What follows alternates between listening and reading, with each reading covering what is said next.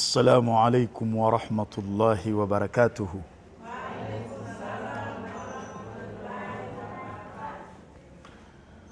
الحمد لله الذي بحمده يستفتح كل مقال، وبذكره يصدر كل خطاب، وبفضله يتناعم أهل الجزاء والثواب، وباسمه يشفى كل داء، وبه تكشف كل غمة وبلاء، وإليه ترفع الأيدي بالتضرع والدعاء في الشدة والرخاء، وهو السامع لجميع الأصوات على اختلاف اللغات،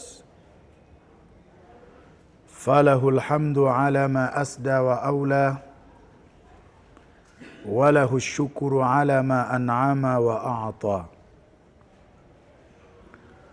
والصلاة والسلام على أشرف الأنبياء والمرسلين سيدنا محمد وعلى آله وأصحابه الكرام ومن تبعهم بإحسان إلى يوم الدين. Amma baadu, ndugu zangu, baada ya kumshukuru Mwenyezi Mungu Subhanahu wa Ta'ala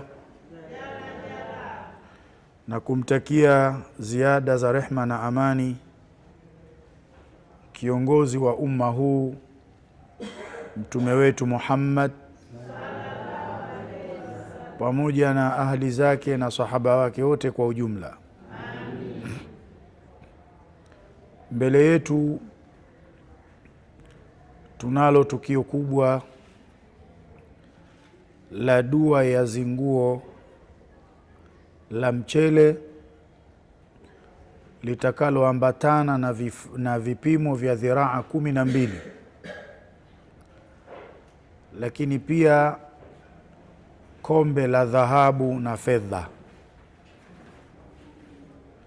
Dua hii tunataraji kwa uweza wake Allah Subhanahu wa Ta'ala kufanyika mapema tarehe 12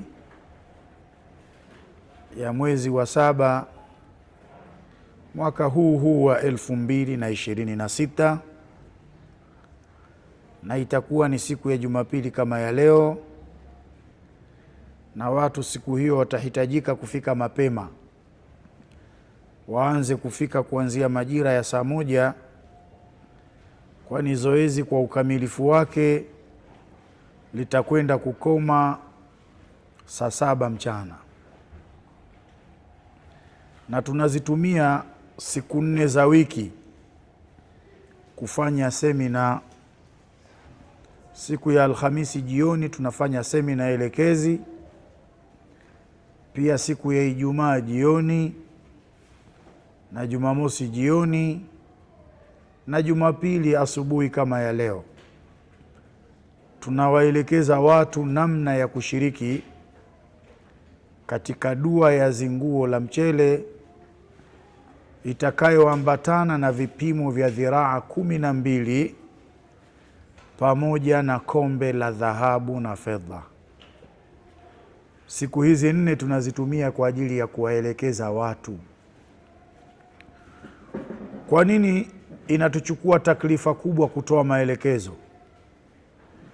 Kwa sababu mafanikio yako kwenye kupatia.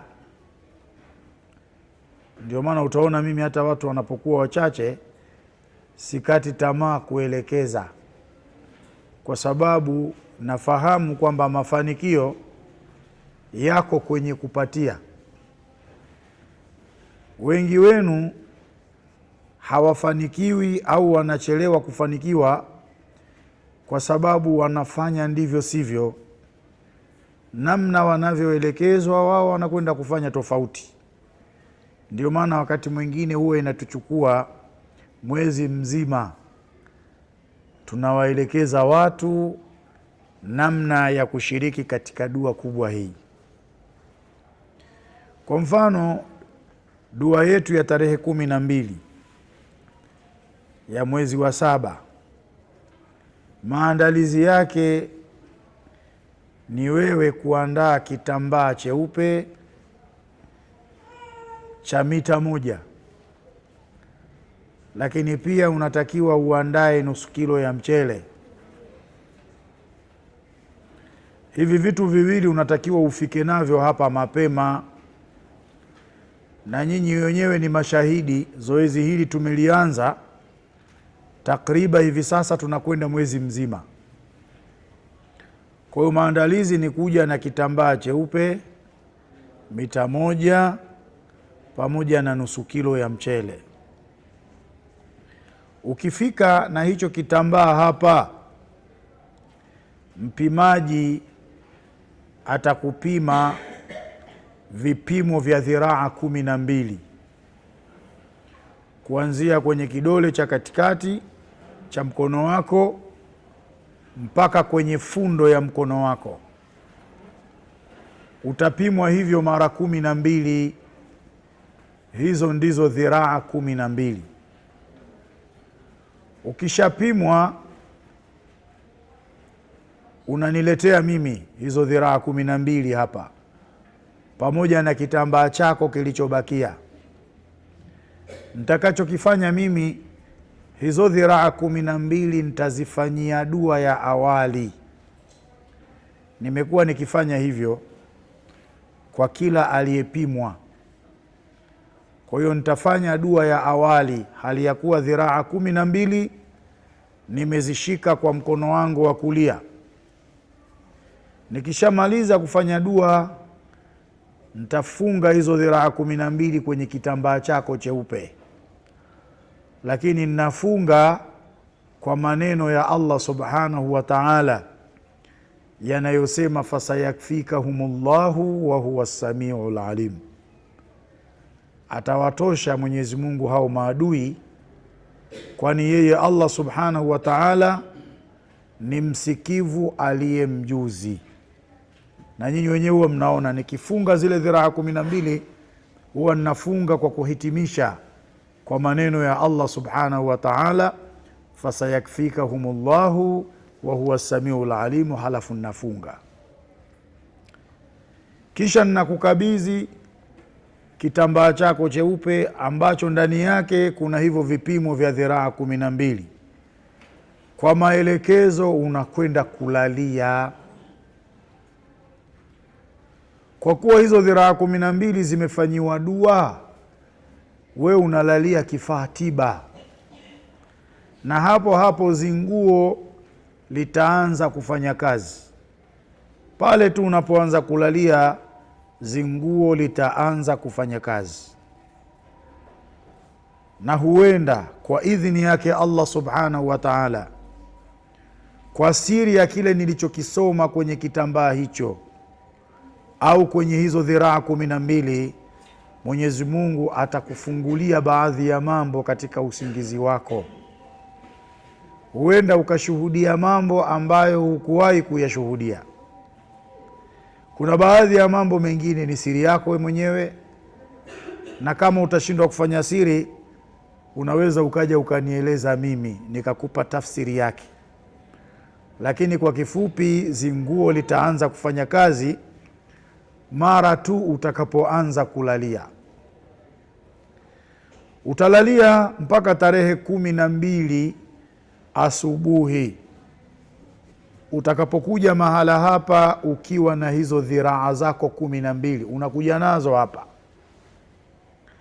Ukishafika nazo hapa, wakati tunataka kuanza dua, hizo dhiraa 12 unatakiwa uzikalie sawa sawa na makalio yako. Naposema sawa sawa na makalio yako, ina maana kiwe katikati.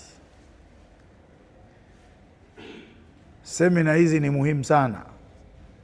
Wengi hatufanikiwi kwa sababu tunadharau kuhudhuria semina.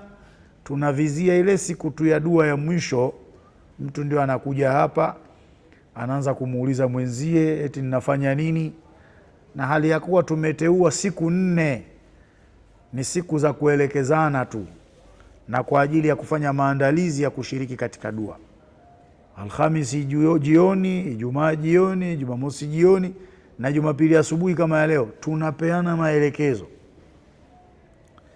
Kwa hiyo ukishakuwa umekalia zile dhiraa 12 ni wakati wa kunuia sasa, na manuizi yetu sisi yanaanzia moyoni, lakini pia kupitia ulimi. Haya tunayaita ni manuizi dua. Unanuia, wakati huo huo ndio unamuomba Allah subhanahu wa ta'ala. Unasema, Mwenyezi Mungu, naelekea kwako katika hii siku njema na katika saa hii yenye baraka, na huenda ikawa ndiyo saa ya majibu ya dua yangu. Unaanza hivyo.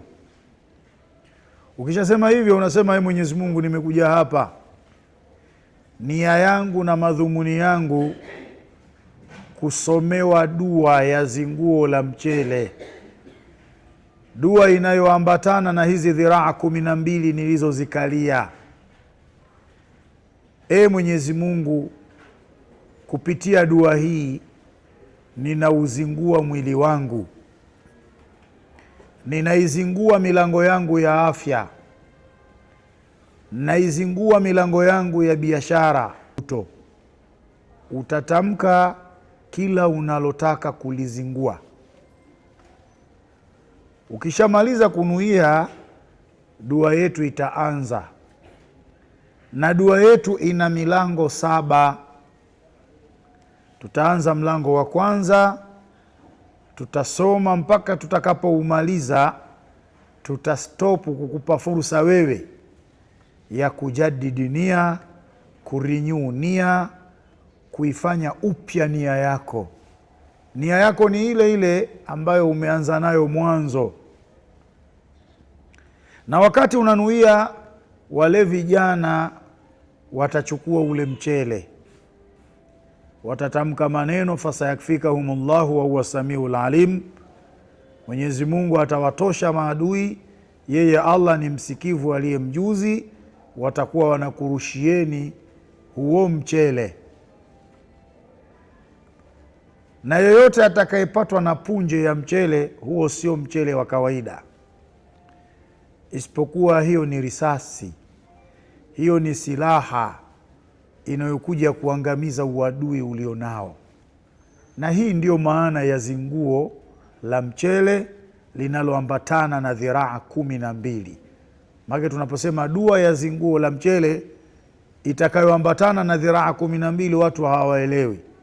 Mnaona kazi ya dhiraa 12 na mnaona kazi ya mchele. Kila tunapomaliza kituo, wewe unajadidi nia, unaleta upya nia, na vijana wanachukua ule mchele, wanasema fasayakfikahumullahu wa huwa samiul alim, kisha wanakurushieni. Na hili suala la kushambulia uadui kupitia mali ghafi tiba ni jambo mashuhuri, ni jambo maarufu, na mara kwa mara nimekuwa nikilirejea jambo hili ili likukaeni akilini. Msingi huu aliuanzisha Mtume. Nyinyi wenyewe mwajua, wakati yuwahama Maka yuwaenda Madina, nyumba yake ilizungukwa na Makuraishi wakiwa wameshika silaha, mashababu, vijana wenye nguvu. Nia yao wamvamie Mtume sallallahu alaihi wasallam, wampige pigo moja tu, afe hapo hapo, kisha ile damu yake igawanywe kwenye makabila tofauti tofauti, kila kabila liwe na damu ya Mtume. Na kwa kuwa vijana wote walitolewa kutoka kwenye kila kabila, kwa hiyo hata Bani Hashimi wanapotaka kulipiza kisasi wasijue ni kabila gani limehusika, ionekane kuwa ni makabila yote yamehusika, kuwe na ugumu kwao kulipiza kisasi. Sasa wameweka mipango yao sawa sawa, na wana uhakika watafanikiwa juu ya lile walilolipanga. Wameizunguka nyumba ya Mtume sallallahu alaihi wasallam, lakini Allah subhanahu wa ta'ala akampa ilhamu mtume wake Muhammad sallallahu alaihi wasallam ya kwamba nyumba yako imezungukwa, lakini usiwe na shaka, utatoka mbele yao hawatokuona. Unatoka vipi? Chukua mchanga, wasomee maneno yaliyoko katika surati Yasin, ni aya ya 9 hiyo, waja'alna min baini aydihim saddan wa min khalfihim saddan faaghshaynahum fahum la yubsirun. Maana ya maneno haya, tukajaalia mbele yao kiziwizi na nyuma yao kiziwizi, tukawafunika wakawa hawaoni. Mtume anawasomea, anawamwagia mchanga, wao wamelala usingizi, hawakumuona Mtume sallallahu alaihi wasallam. Ule mchanga haukuwa mchanga wa kawaida, ule mchanga ulikuwa ni silaha iliyokwenda kuwalaza usingizi wale mabwana. Ingelikuwa ni kutupa mchanga tu halafu pasisemwe chochote, basi nguvu tungekuwa tunaamini nguvu ya mchanga, lakini hapa tunaamini nguvu ya dua, tunaamini nguvu ya kumtegemea Allah subhanahu wa ta'ala, tunaamini kutawasali kwa Allah subhanahu wa ta'ala kupitia maneno yake. Na ule mchanga ulikuwa ni mali ghafi tiba, ni chamba jengo, kama ambavyo tumekuwa tukisema siku zote. Lakini ukitegemea mchanga peke yake, wewe utakuwa umetumbukia kwenye shirki, na shirki minal mubiqati, ni miongoni mwa madhambi yenye kuangamiza. Hapa nataka kutoa ushahidi na kutoa ufafanuzi kwa nini punje za mchele. Kama mchanga ulisomewa ukarushwa ukawa ni silaha dhidi ya maadui, basi inawezekana hivyo hivyo mchele ukasomewa na ukarushwa ukaenda kushambulia uadui ulioko katika mwili wako. Maana kuna baadhi ya watu wanakimbilia kila kitu ni ushirikina tu, kila kitu ni ushirikina tu. Yaani ukichukua mchele ukaurusha kwa dua kwa lengo la tiba, ni ushirikina. Na hali ya kuwa hakuna tofauti baina ya kuchukua mchanga Mtume akawarushia maadui na sisi kuchukua mchele tukarusha kwa lengo la tiba, kwa sababu uchawi ni uadui, mashaitani ni uadui, hasadi na vijicho vilivyotusibu ni uadui. Lakini sio tukio tu hili la Mtume kuhama Maka kwenda Madina. Kuna tukio maarufu, tukio la vita vya Badri. Allah alikuwa na uwezo wa kuwanusuru maswahaba na Mtume bila chochote, lakini tazama Mtume wakati anaingia kwenye viwanja vya Badri, aliruka kutoka kwenye mnyama wake, huku anasema sayuhzamul jam'u wa yuwalluna dubura, kundi la makafiri litasambaratishwa na watageuka wakitupa mgongo, hali ya kuwa ni wenye kukimbizana. Mtume anayazungumza maneno hayo. Alipofika ardhini, Mtume anainama, anachukua mchanga, kisha anasema shahatil wujuhu, anatamka maneno haya, anausomea ule mchanga, kisha anaurusha ule upande walioko makafiri. Historia inatuambia makafiri walikuwa 900 au 1000, ambapo maswahaba walikuwa ni 313. Maswahaba wachache sana. 313 kwa 1000, hii ina maana kila mtu mmoja alikuwa anakwenda kupigana na watu 3. Lakini angalia siri ya mchanga uliosomewa na Mtume sallallahu alaihi wasallam, mchanga ambao Mtume kaurusha kule kwa wale makafiri wale. Ni gao moja tu la mchanga, kiganja kimoja hivi, lakini kiliwaenea watu wote 1000 wale. Wapo ambao mchanga uliwaingia kwenye macho yao, wapo ambao mchanga uliwaingia kwenye pua zao, kwenye midomo yao, kwenye masikio yao. Kila aliyeguswa na ule mchanga uliorushwa na Mtume sallallahu alaihi wasallam kwa kusomewa alidhoofika nguvu yake, na tunaambiwa ikawa hawaonani, wakati mwingine wakipigana wao kwa wao, Mtume na masahaba wakiweka panga zao kwenye mashingo yao na kuwafyekelea mbali. Kila aliyeguswa na ule mchanga ulikuwa ni silaha. Mtume sallallahu alaihi wasallam akaibuka akiwa mshindi. Wao ni 313, makafiri ni 1000, lakini wamewashinda. Kwani Allah alikuwa anashindwa kuwanusuru bila mchanga? Lakini wakati mwingine yanafanyika haya iwe ni mafunzo kwetu sisi, tutawezaje kujinusuru dhidi ya maadui zetu. Unaweza ukachukua kitu ukakisomea na ukamrushia adui, ikawa ni sababu ya wewe kunusurika. Hivyo ni vita vya Badri, mpaka Mwenyezi Mungu vita vimemalizika, yuamwambia Mtume sallallahu alaihi wasallam, wama ramaita idh ramaita walakinna Allaha rama, na haukutupa ewe Muhammadi ulipotupa, Mwenyezi Mungu ndiye aliyetupa. Nini maana ya maneno haya? Yani ule mchanga uliwafikia wale makufari kwa msaada wa nani? Kwa msaada wa Mwenyezi Mungu subhanahu wa ta'ala. Kama ambavyo sisi uadui ulioko kwenye miili yetu utafikiwa na zile punje za mchele kwa msaada wa nani? Kwa msaada wa Allah subhanahu wa ta'ala. Hilo ndilo tunaloliamini sisi, imani isiyokuwa na mashaka kabisa, kwamba tunayemwelekea ni Allah subhanahu wa ta'ala na wala sio kitu kingine, na hivi vingine ni mali ghafi tiba, hivi vingine ni vyamba jengo tu. Huu mchanga Mtume sallallahu alaihi wasallam katumia kwenye vita vya Hunaini. Makafiri walikuwa wengi katika vita vya Hunaini, lakini Mtume akashinda.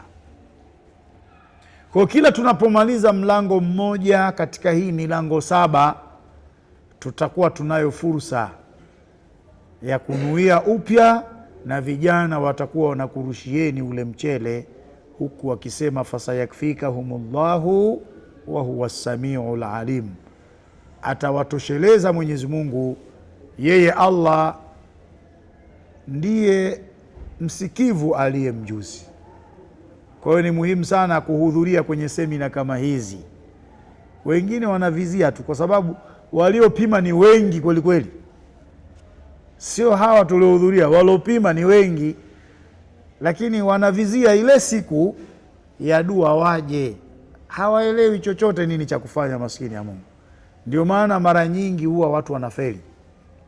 Na sasa utajuaje wewe ambaye hujaja? Unaweza ukapima ukabaki na ziraa zako hizo 12, ukaja tarehe 28 ola, na usijue kama ni tarehe 12, ukabaki na hizo dhiraa zako 12 ukafungia mbuzi. Semina ni kitu muhimu sana. Tutakapomaliza sasa, memaliza dua, imemalizika, milango yote 7 imesomwa, ndipo pale tunapeana maelekezo namna ya kuzipima tena hizo dhiraa 12. Utaona ishara kubwa sana kupitia hizo dhiraa 12. Zimepungua kubakia 11 au 10 au 9 kulingana na namna ulivyoshiriki. Na hiyo tunaelezwa na wanawazuoni wa tiba ni dalili kubwa inayoonyesha kwamba zinguo lako limekubalika. Sasa tulieleza kwamba zinguo hili linatokana, yani hii dua hii inatokana na sura 7 na aya 7. Hizi sura 7 zinaitwa munjiyatu na hizi aya 7 zinaitwa munjiyatu. Maana ya munjiyatu, mtu akisomewa au kuzisoma anaokolewa kutoka kwenye matatizo, yawe ni matatizo ya uchawi, iwe ni matatizo ya mashaitani, iwe ni matatizo ya hasadi, iwe ni matatizo ya vijicho, iwe ni matatizo ya kiafya.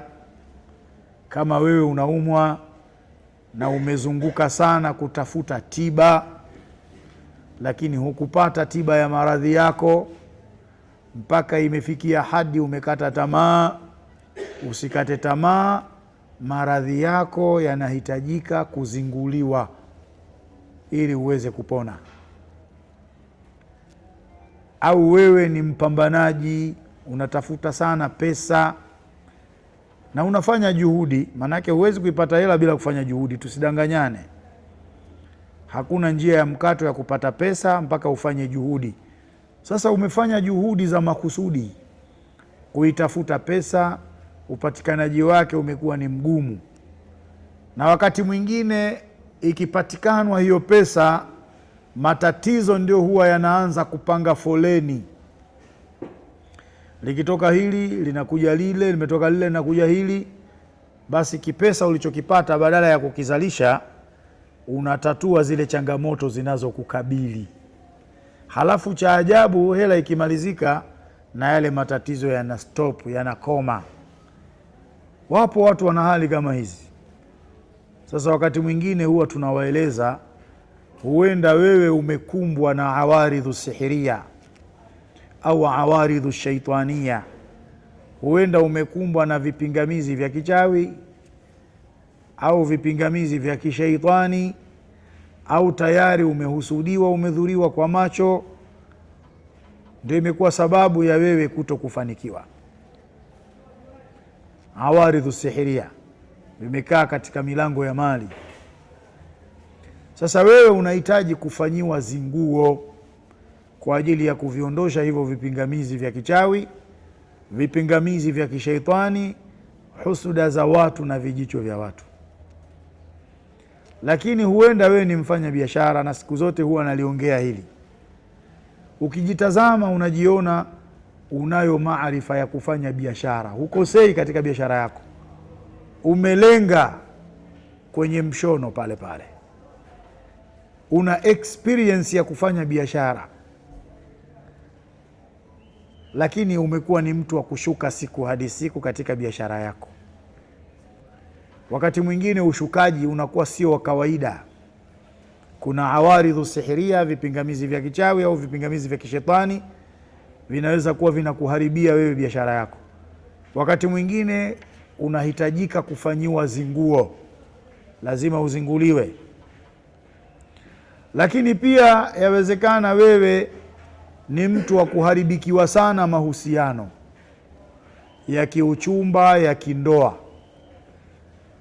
Miongoni mwa vile vinavyoharibu mahusiano ni uchawi, mashaitani, hasadi, vijicho.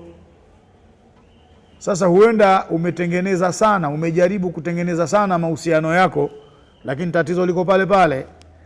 Ushauri wangu mimi ni kufanyiwa zinguo kama hili. Dua ya zinguo ni muhimu sana. Hivyo hivyo wenye shida ya kazi, ahadi zao hazitimii, hebu wajitahidi kuhudhuria kwenye dua hii ya zinguo.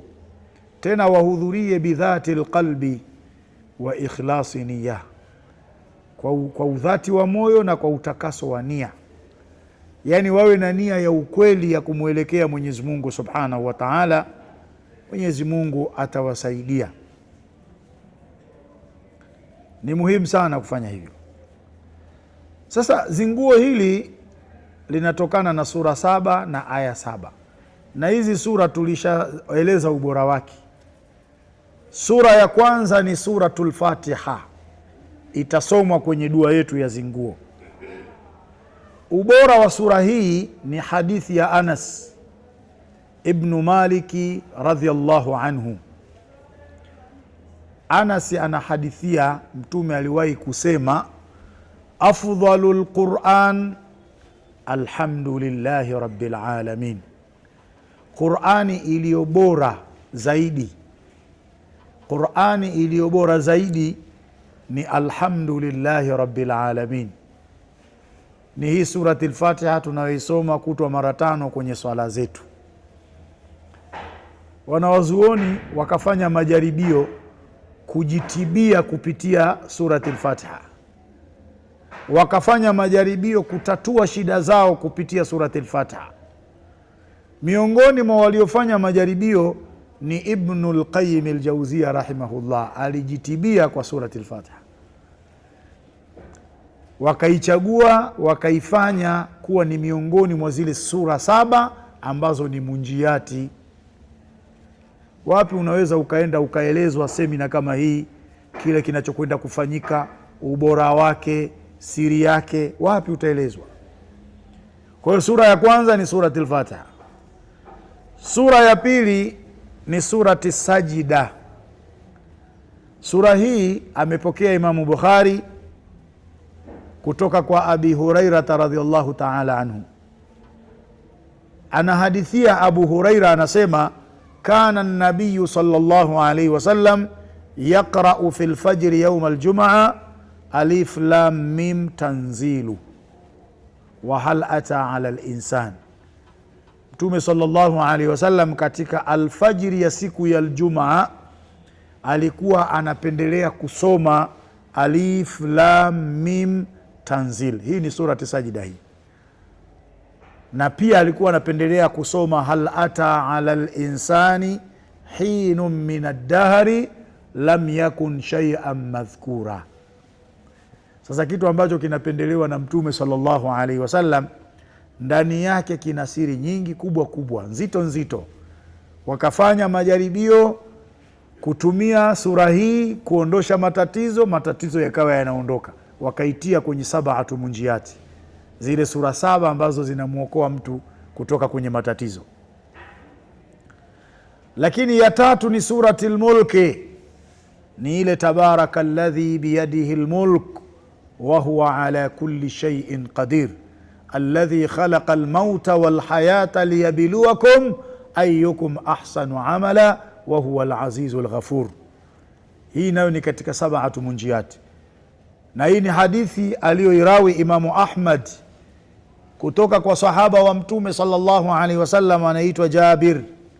Jabir anahadithia, anasema kana nabiyu sallallahu alaihi wasallam la yanamu hatta yaqraa alif lam mim tanzil as-sajda wa tabaraka alladhi biyadihi al-mulk. Alikuwa Mtume sallallahu alaihi wasallam halali usiku mpaka asome alif lam mim tanzil tulotoka kuielezea hapo, mpaka asome alif lam mim tanzil surati Sajida, na mpaka asome tabaraka alladhi biyadihi al-mulk wa huwa ala kulli shay'in qadir. Kwa sababu usiku ni usiku. Kwa nini Mtume anapendelea kuzisoma hizo? Mwenyezi Mungu kishasema qul a'udhu birabbil falaq, sema ya Muhammadi, najilinda kwa Mola mlezi wa subhi, min sharri ma khalaqa, najilinda kutokana na shari ya vile alivyoviumba, wa min sharri ghasiqin idha waqaba, na kutokana na shari ya kiza kinapotanda. Kuna shari ya kiza kinapotanda. Wa min sharri nafathati fil uqad, na kutokana na shari ya wenye kupuliza katika vifundo. Sasa halali Mtume sallallahu alaihi wasallam mpaka asome alif lam mim tanzil ambayo ni surati Sajda wa tabaraka alladhi biyadihi al-mulk. Kwa hiyo inaondosha sana shari sura hii. Wanawazuoni wakaitia katika zile 7 munjiati. Lakini ya 4 ni surati Yasin. Inasomwa sana hii na nilieleza kwamba kule pwani wanaitumia sana kuwazingua watu surati Yasin. Ndio utaona hata wale waimbaji wakaimba harusi wetu tumemzingua kwa Yasini 3 asizurike na macho ya watu. Inatumika sana surati Yasin, na hii ni kwa hadithi inayotokana na Anas ibn Malik radhiallahu ta'ala anhu.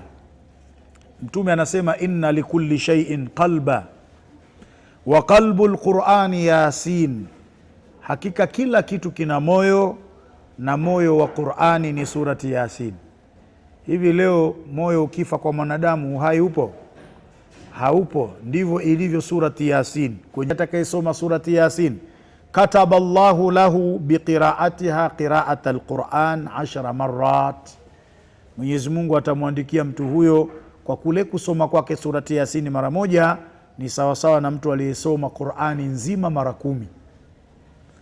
ubora ulioje. Na kwenye hii surati Yasini hii wamefuatilia wanawazuoni, ndani yake kuna baraka 1000, kuna rehma 1000, kuna neema 1000, kuna ponyo 1000.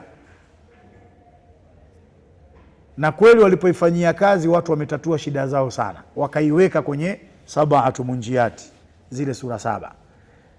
Ya 5 ni surati Dukhani, na hii ni hadithi ya Abu Huraira radhiallahu ta'ala anhu ani nabii sallallahu alayhi wasallam qala, kutoka kwa mtume sallallahu alayhi wasallam amesema, man qaraa Hamim, yoyote atakayesoma Hamim surati Dukhan, fi lailihi, wakati wake wa usiku, asbaha yastaghfiru lahu 70,000 malak, mtu huyo atapambazukiwa na asubuhi akiombewa msamaha na malaika 70,000 wanamwombea msamaha. Na ukiombewa msamaha, ukisamehewa, ukawa huna dhambi, Mwenyezi Mungu anakuponya na kufungulia riziki, mambo yako yanakuwa, kwa sababu madhambi yanazuia riziki, madhambi yanasababisha balaa. Sasa umeombewa msamaha, madhambi yamefutwa, kwa nini Mungu asikufungulie? Ndio maana hii ikafanywa kuwa na yenyewe ni katika sab'atu munjiyati, imeingia kwenye zinguo. Lakini 6 ni surati al-Waqi'a. 6 ni surati al-Waqi'a. Mwenyezi Mungu subhanahu wa ta'ala, surati al-Waqi'a, yani Mtume sallallahu alaihi wasallam anatuambia, na hii ni hadithi ya Ibn Mas'udi, asema man qaraa surata al-Waqi'a, yoyote atakayesoma surati al-Waqi'a, kula lailatin, kila usiku yeye anasoma surati al-Waqi'a, lam tusibuhu faqatun abada, mtu huyo hawezi kupatwa na umaskini milele. Huwezi huwezi kusomewa, weka hata memory card yenye surati al-Waqi'a nyakati za usiku, ijirudie upate baraka ndani ya nyumba yako, inafungua riziki hii. Kwa hiyo wanawazuoni hawakuiacha, wakaiweka katika zile sura 7 zenye kumwokoa mtu kutokana na matatizo. Lakini ya mwisho ni hal ata ala linsani hinu min ad-dahr lam yakun shay'an madhkura, ambao tuliona pamoja na ile surati As-Sajda. Hizi ni sura 7, ndani yake pia kuna dua, ndani yake pia kuna aya 7. Zinguo hili sio la kukosa, na mpeane taarifa kwamba tarehe sasa imebadilika. Mimi na wasiwasi kuna wengine watakosa, kwa sababu hawajui ni tarehe gani ambayo tumepanga kufanya dua hii ya zinguo. Lakini dua hii ya zinguo, ndugu zangu, tumeiambatanisha na kombe linaloitwa kombe la dhahabu na fedha. Tunaposema kombe la dhahabu na fedha, kwenye Qur'ani zipo aya ambazo Mwenyezi Mungu subhanahu wa ta'ala anazungumzia dhahabu na fedha. Miongoni mwa hizo aya ni pale aliposema katika surati Tauba, walladhina yaknizuna adh-dhahaba walfiddata wala yunfiqunaha fi sabilillah fabashirhum bi'adhabin alim. Aya kama hizi ziko kwenye Qur'ani, na kuanzia wiki ijayo tutaanza kuisoma moja baada ya nyingine. Hizi aya ni Qur'ani, na Qur'ani yote ni shifaa. Sasa hii ni munasaba kumpandisha mtu hadhi kama ilivyo dhahabu na fedha, ni munasaba kumpa thamani mtu kama ilivyo dhahabu na fedha. Lakini kwa kuwa Qur'ani yote ni shifaa, kombe hili linabatilisha uchawi, linafukuza mashaitani, linaondosha hasadi pamoja na vijicho. Sasa zoezi hili kila siku ya Alhamisi jioni na Jumamosi jioni na Ijumaa jioni na Jumapili asubuhi kama ya leo, tunatoa fursa, mtu anakuja kufukiza kwa kuweka nia. Mwenyezi Mungu, na kuomba kupitia maneno yako matukufu ambayo umezungumzia dhahabu na fedha, naomba kupitia maneno haya nipandishe hadhi na thamani kama ilivyo dhahabu na fedha. Kisha sema hivyo, unanuia na maneno mengine. Kisha maliza kunuia, unasema Mwenyezi Mungu, umetuelekeza kupitia mtume wako uliomtuma tuombe kutatuliwa shida zetu kwa kutoa sadaka, tuombe kujitibia maradhi yetu kwa kutoa sadaka. Na mimi ninatoa sadaka, unitatulie shida zangu, uniponye maradhi yangu, unakwenda unatumbukiza mle kwenye kombe hilo. Tunafanya hivyo mpaka tarehe 12 ambapo hili kombe tutakuja kuligawa na kupeana maelekezo namna ya kulitumia. Sasa maelezo kama haya au maelekezo kama haya unayapata vipi? Kama wewe ni mvivu wa kuja Alhamisi, kuja Ijumaa, Jumamosi au Jumapili, ukawa unategea tu kwamba bana mimi bana nitakuja ile siku ya mwisho. Ndio maana mnakosea, na mkishakosea tena ndio unakuwa wewe hufanikiwi tena. Lakini tulisema tukipata nafasi tutafanya zinguo la nafaka zinazootea chini, na ni lazima uhesabu nafaka 99 sawa na majina 99 ya Mwenyezi Mungu Subhanahu wa Ta'ala. Hili ni zinguo la nafaka zinazootea chini. Utahesabu nafaka 99 sawa na majina matukufu ya Mwenyezi Mungu Subhanahu wa Ta'ala. Mwenyezi Mungu ana siri aliyoiweka kwenye hizi nafaka zinazootea chini. Tunamuomba kwa siri hiyo kupitia majina yake, walillahi alasmaul husna fad'uuhu biha. Mwenyezi Mungu anayo majina mazuri, basi muombeni kupitia hayo majina mazuri. Na sisi ndivyo tunavyokwenda kufanya. Ni nafaka zinazootea chini, ambapo tulitoka kueleza kwenye zinguo lililopita asili ya mwanadamu ni chini. Kwa hiyo kuna siri mwanadamu kutatua changamoto zinazomkabili kupitia nafaka zinazootea chini. Na nafaka zinazootea chini ni karanga na njugu, ndizo zinazootea chini. Kwa hiyo utachagua wewe kati ya karanga ziwe 99. Kama sio karanga utachagua njugu ziwe 99. Kama tutakuja kulieleza zinguo hili pia ni muhimu.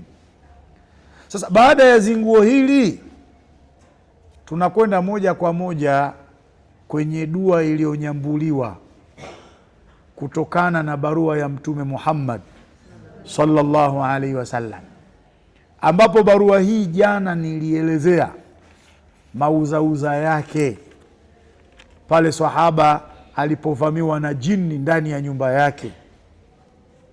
Kavamiwa na jini ndani ya nyumba yake. Kilichomsaidia ni hii barua. Siwezi kukianza mwanzo kwa sababu jana nilikieleza. Sasa Mtume sallallahu alaihi wasallam kumuokoa sahaba na lile tatizo lililomo ndani ya nyumba, aliandika barua Mtume.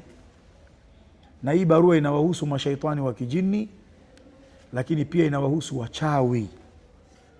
Barua hii inawahusu mpaka misukule wanaowekwa kwenye majumba yetu. Msione haya majumba haya watu wanaishi na misukule ndani ya majumba. Watu wanaishi hivyo, kitanda 6 kwa 6, lakini watu wawili wanabanana, kumbe wanalala na misukule. Chakula kingi cha kutosha kula watu 5, yani wanakula utafikiri kimeliwa na watu 20, kumbe na misukule inakula. Pana mauzauza ndani ya nyumba. Sasa barua hii Mtume sallallahu alaihi wasallam aliandika kuwaandikia mashaitani wa kijini, kuwaandikia wachawi, kuyaandikia mauzauza yote yanayotendeka ndani ya majumba. Sasa huyu sahaba alipoichukua hii barua, alipofika nyumbani kwake, aliiweka kwenye mto wa kulalia. Na hapa ndio tunasema kulalia kitu sio ushirikina.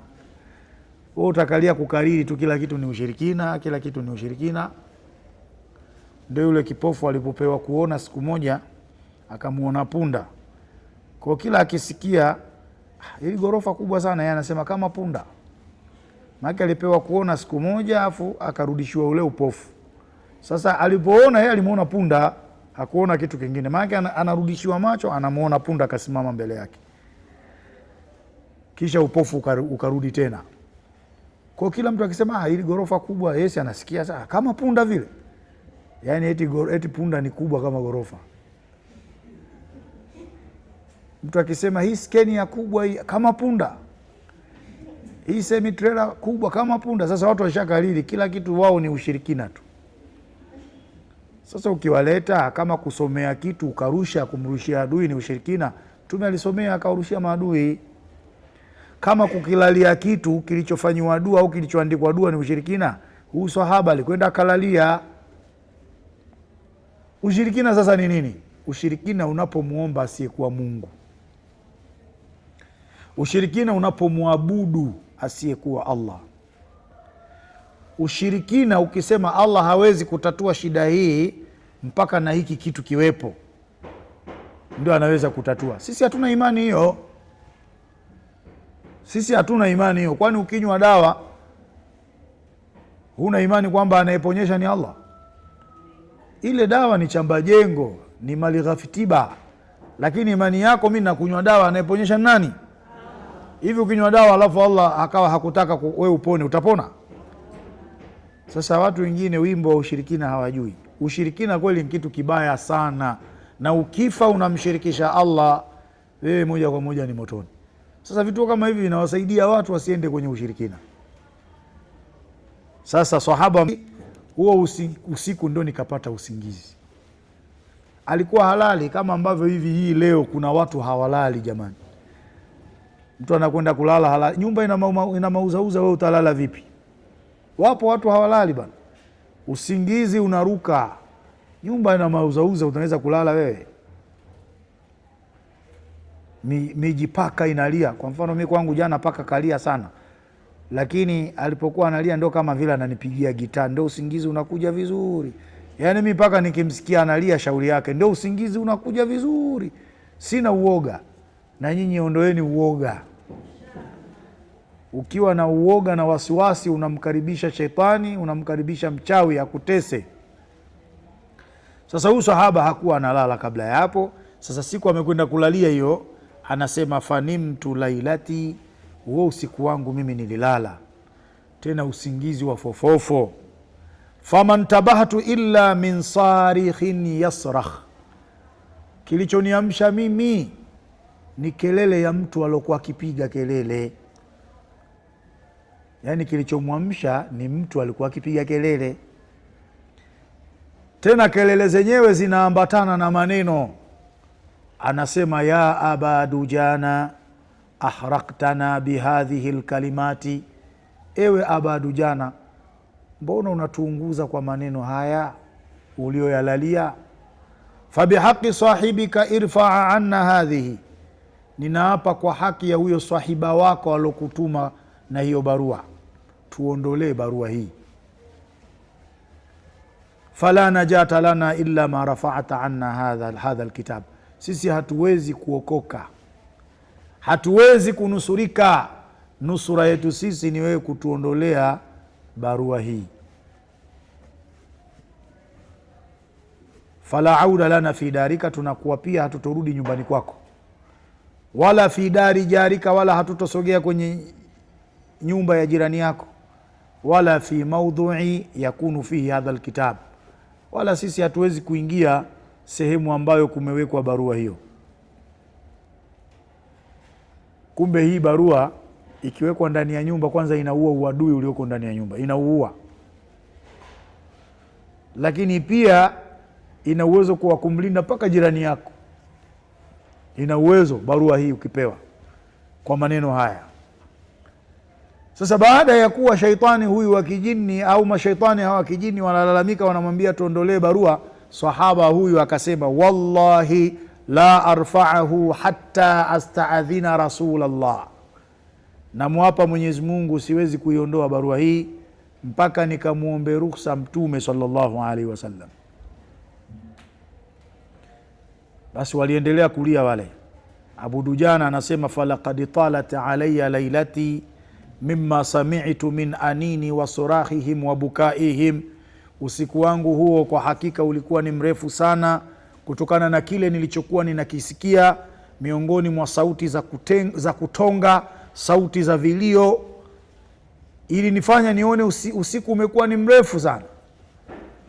Pamekucha, fasallaitu subha maa nabii sallallahu alaihi wasallam, nikaenda kusali swala ya asubuhi pamoja na Mtume. Wa akhbartuhu bima sami'tu min aljinni fi lailati, Nikamweleza kile nilichokisikia miongoni mwa sauti za majini katika usiku wangu. Faqala, Mtume akasema, ya Aba Dujana, ewe Aba Dujana, irfa anil qaumi, nenda kawaondolee mabwana hao hiyo barua. Fawalladhi ba'athani bilhaqi nabiyya, ninamuapa yule ambaye amenituma mimi nikiwa mtume wa kweli.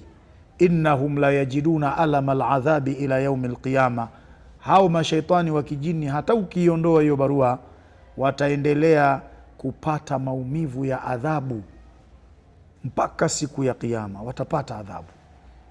Kwa kumbe mtu akisubutu tu ikamgusa barua hii, kama ni adui, ataendelea kupata adhabu mpaka siku ya Kiyama, na huenda kifo chake kikatokana na kuguswa na barua hii. Sasa hii barua tutaanza kuigawa hiyo hiyo tarehe 12 na kuanza kuwaandikisha watu kushiriki katika dua ya Ahlul Badri. Watakaopewa kipaumbele siku hiyo ya kupewa barua hii ni wale watakaojiandikisha kushiriki kwenye dua ya Ahlul Badri, kwa sababu ndio inaambatana na operation ya barua ya Mtume. Utakuwa unapewa barua zako mbili, moja ya kulalia, nyingine ya kutundika kwenye chumba chako au kwenye nyumba yako, na hapo hapo utakuwa unapewa fusho ambalo unatakiwa anze kulitumia mpaka siku ya dua ya Ahlul Badri, na kadi pia utapatiwa ya kushiriki kwenye dua ya Ahlul Badri. Tarehe 12 tutaanza kutoa hii barua, kisha tukimaliza sasa ile zinguo la nafaka zinazootea chini, ndio tunakwenda kwenye dua ya barua ya Mtume ya operation hiyo. Baada ya barua ya Mtume ndio tunaingia kwenye Ahlul Badri yenyewe, na tutakuja kueleza Ahlul Badri kwa ukubwa wake, kwa upana wake, tutafanya nini. Manake ya safari hii ni ya aina yake, na lazima tutadhibiti milango. Atakayeingia ni yule atakayejiandikisha tu. Kwa hiyo unaweza kujiandikisha kwa ajili ya nyumba yako. Ukijiandikisha kwa ajili ya nyumba utapewa chupa 4 pamoja na fusho, utapewa na barua 2 za Mtume. Naam. Ukijiandikisha kwa ajili ya mwili wako utapewa chupa 1 na fusho 1 na barua 2 za Mtume sallallahu alaihi wasallam. Tarehe 12 tunaanza kufungua rasmi kujiandikisha kushiriki katika dua ya Ahlul Badri. Mwingine anasema, amini nilifanya mwaka jana. Hapo ndipo mnapofeli. Mchawi akikuroga mwaka jana atakuroga hata mwaka huu tena. Akikuroga mwaka huu anakuroga mwaka kesho. Tena mwaka mmoja anaweza kukuroga hata mara 100. Sasa unasema nishasoma ile mwaka jana. Maadhali inakuja kwa vigezo nafuu. Maana Ahlul Badri kwa wale walionichukua mimi nikawasomea kwao wanajua bei yake. Sasa leo pengine wewe unaambiwa ujiunge kwa 10,000 tu, ambapo kimuita shekhe nyumbani anakuambia lete milioni 2. Sasa hata zikisomwa 100 si ni bora usome 100? Na pengine mwaka jana ulikosea wewe, mwaka huu huenda ukapatia. Mwaka jana hukushiriki vizuri, huenda mwaka huu ukashiriki vizuri, ukahudhurisha nia yako vizuri, majibu yake yakawa ni vizuri. Sasa hakuna busara kusema nilisoma mwaka jana. Wewe utakuwa hujielewi wala hujitambui. Baada ya kuyasema hayo, tutakaribisha sasa watu wafukize kombe hii. Lakini pia kwa wale waliopima leo, sidhani kama leo waliopima wataniletea kitambaa hapa, nitafanya dua hapa. Tumuombe Allah subhanahu wa ta'ala tusamehe madhambi yetu na tujalie taufiki juu ya haya tunayoyaendea. Innahu waliyu tawfiqi. Wassalamu alaikum wa rahmatullahi wa barakatuh.